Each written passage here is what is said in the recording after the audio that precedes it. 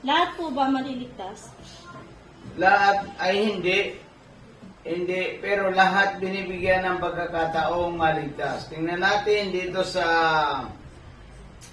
Ikalawang Pedro 3:9. Tingnan natin, Christian, kung paano ang sinabi ng Diyos para maliwanag sa iyo. Ikalawang Pedro 3:9. Sige, basa. Ikalawang Pedro chapter 3 verse 9. Ang Panginoon ay hindi nagpapabaya sa kanyang pangako gaya ng inaakala ng ilan. Sa halip nagbibigay siya ng pagkakataon sa lahat sapagkat hindi niya nais na may mapahamak kundi ang lahat ay makapagsisi at tumalikod sa kasalanan. Ayan. Hindi niya lahat ay ayaw niya na mapahamak ang lahat. Pero gusto niya magsisi ang lahat para hindi mapahamak.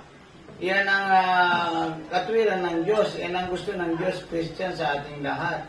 Pero kung ayaw mo na sumampalataya at ayaw mong tanggapin si Kristo, mapapahamak ka talaga. Kasi ang kaligtasan, tinapos na ng Panginoon doon sa krus.